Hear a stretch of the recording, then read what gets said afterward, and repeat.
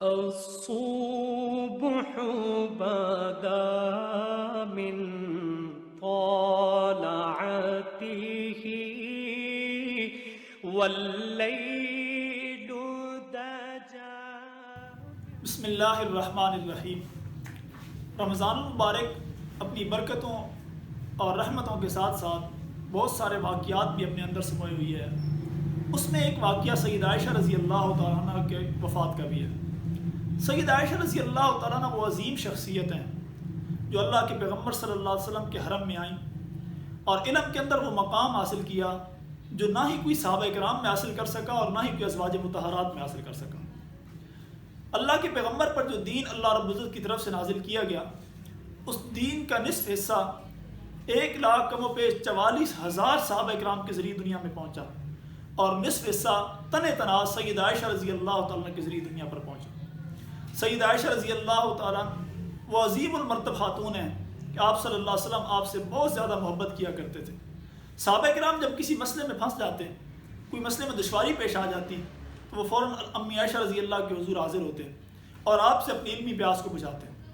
حضور اکرم صلی اللہ علیہ وسلم بھی امی عائشہ سے بہت زیادہ محبت کرتے تھے اور آپ صلی اللہ علیہ وسلم سے کسی نے پوچھا کہ یا رسول اللہ آپ کو کس سے محبت ہے؟ آپ نے فرمایا عائشہ سے۔ پھر فرمایا یا رسول اللہ پھر کس سے محبت ہے؟ فرمایا پھر عائشہ سے۔ یا رسول اللہ پھر کس سے محبت ہے؟ فرمایا پھر عائشہ سے۔ یا رسول اللہ پھر کس سے محبت ہے؟ فرمایا عائشہ کے باپ ابو بکر سے۔ آپ یوں بھی تو کہہ سکتے تھے کہ مجھے یار غار سے محبت ہے، آپ یوں بھی تو کہہ سکتے مجھے اپنے سب سے پیارے دوست ابو بکر صدیق سے محبت ہے، آپ یوں بھی تو کہہ سکتے تھے کہ میرے بعد آنے والے خلیفہ سیدنا ابو بکر صدیق سے مجھے محبت ہے، لیکن آپ کو عائشہ رضی اللہ سے زیادہ محبت تھی، لہٰذا سید عائشہ کی نسبت سے فرمایا مجھے عائشہ کے باپ ابو بکر سے محبت ہے۔ سید عائشہ رضی اللہ وہ عظیم خاتون ہیں جن کے بارے میں آپ صلی اللہ علیہ وسلم نے فرمایا کہ عائشہ کو دنیا کی تمام عورتوں پر اس طرح فضیلت حاصل ہے جس طرح سرید کو باقی کھانوں پر فضیلت حاصل۔ سید عائشہ رضی اللہ وہ عظیم شخصیت ہیں کہ جو خود فرماتی ہیں کہ مجھے باقی مسلمان عورتوں پر کچھ فضیلتیں حاصل ہے جو کسی دوسری مسلمان عورت کو حاصل نہیں ہیں۔ اس میں ایک فضیلت یہ حاصل ہے کہ آپ صلی اللہ علیہ وسلم میرے روزہ میں دفن ہے اور میرا روزہ میرے حجرے میں دفن ہے اور میرا حجرہ وہ ہے کہ جہاں 70,000 فرشتے صبح شام آ کر سلام پیش کرتے ہیں۔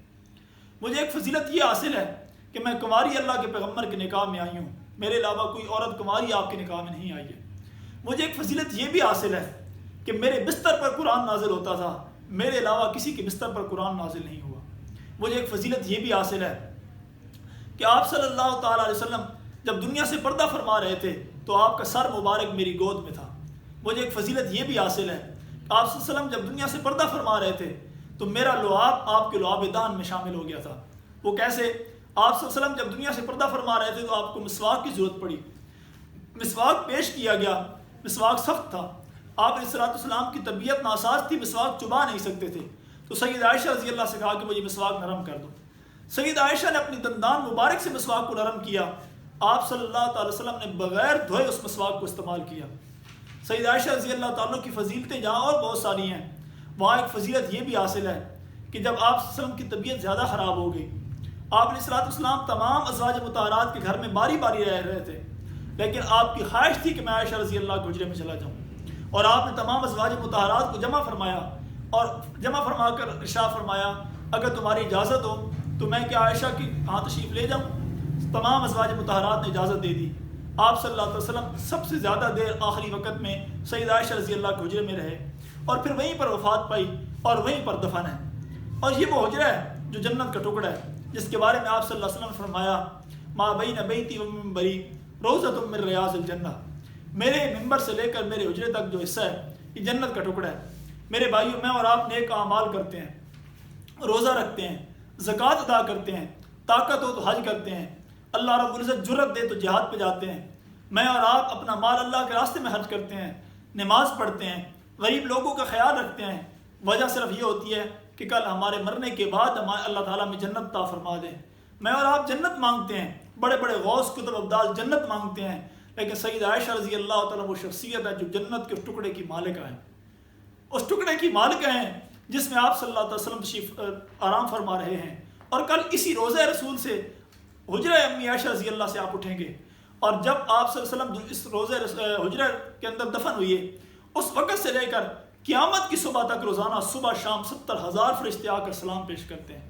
سیدہ عائشہ رضی اللہ تعالیٰ وہ عظیم المرتب صحابیہ ہیں کہ جن کے بارے میں آپ صلی اللہ علیہ وسلم کے جن کے بارے میں آتا ہے کہ آپ صلی اللہ علیہ وسلم آپ سے بہت زیادہ محبت کرتے تھے۔ ایک دفعہ آپ گھر تشریف لائے تو امی عائشہ رضی اللہ تعالیٰ عنہ ایک گھوڑے سے کھیل رہی تھی۔ حضور نے بطور مذاق فرمایا عائشہ وہ کون سا گھوڑا ہوتا ہے جس کے پر ہوتے ہیں؟ تو سیدہ عائشہ بھی حاضر جواب تھی۔ سیدہ عائشہ نے کہا ادب کو ملحوظ خاطر رکھی ہوئی ہے، بے ادبی نہیں کی، ادب کو ملحوظ خاطر رکھی۔ فرمایا حضور حضرت سلیمان علیہ السلام کے گھوڑے کے پر تھے نا؟ حضور نے فرمایا ہاں تھے۔ کہا پھر میرے گھوڑے کے بھی پر ہیں۔ آپ علیہ السلام نے اس بات کو سنا، بہت زیادہ مسکرائے، خوش ہو گئے۔ آپ صلی اللہ تعالی وسلم بعض دفعہ امی عائشہ سے محبت کی خاطر، آپ کو پیار محسوس کرانے کی خاطر آپ سے دوڑ لگایا کرتے تھے۔ ایک دفعہ آپ علیہ السلام نے سیدہ عائشہ رضی اللہ تعالیٰ سے دوڑ لگائی۔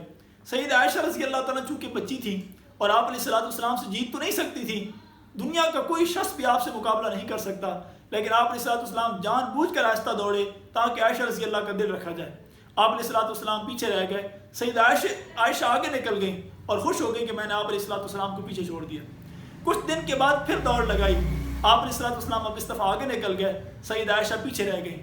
جب سیدہ عائشہ پیچھے رہ گئی تو حضور نے فرمایا عائشہ یہ عدلے کا بدلہ ہو گیا، اس دن تو جیت گئی تھی آج میں جیت۔ یعنی اس طرح آپ کے دل جوئی فرمایا کرتے تھے، آپ سے محبت فرمایا کرتے تھے۔ سیدہ عائشہ رضی اللہ تعالیٰ وہ عظیم المرتب صحابیہ ہیں کہ جو سخاوت میں بھی اپنی مثال نہیں رکھتی ہیں۔ ایک دفعہ آپ کے پاس بہت زیادہ مال آیا، آپ روزے کی حالت میں تھی، آپ بیٹھی، غریب آتے رہے اور آپ وہ مال تقسیم کرتی رہے، یہاں تک کہ روزے کا وقت ہو گیا۔ آپ نے اپنی خادمہ کو آواز لگائی افطاری کے لیے کوئی چیز ہے تو لے آؤ۔ خادمہ نے آ کر عرض کی کہ اماں جان افطاری کے لیے کوئی چیز نہیں بچی، آپ نے اتنا زیادہ مال تقسیم کیا ہے، اس میں سے کچھ رکھ لیتی افطاری کے لیے۔ تو سیدہ عائشہ نے کہا کہ مجھے تو یاد ہی نہیں تھا کہ میں نے اپنے لیے بھی کوئی چیز بچا کر رکھنی ہے۔ آج مہینوں کا راشن ہمارے گھر میں موجود نہ ہو تو ہمیں سکون نہیں ملتا، آج پورے سال کے پیسے ہمارے گھروں میں موجود نہ ہو ہمیں سکون نہیں آتا ہے۔ چاہے جائے کہ ہر انسان کے ہر اپنی حیثیت کے مطابق پیسے ہوتے ہیں، لیکن کوشش انسان کی یہی ہوتی ہے کہ جب تک میں زندہ رہوں مجھے مشکل پیش نہ آئے۔ وہ بھی کیا عظیم لوگ تھے، اپنے ہاتھ سے جو ہے وہ تقسیم کر رہے اور خود پانی سے روزہ افطار کر رہے۔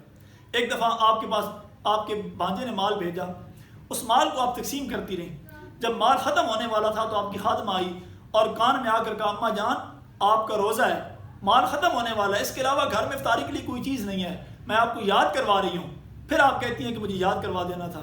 امی عائشہ نے کہا کہ اچھا افطاری آئے گی تو دیکھا جائے گا، سارے کا سارا مال تقسیم کر دیا۔ جب افطاری کا وقت قریب آیا تو کہیں سے گوشت آ گیا۔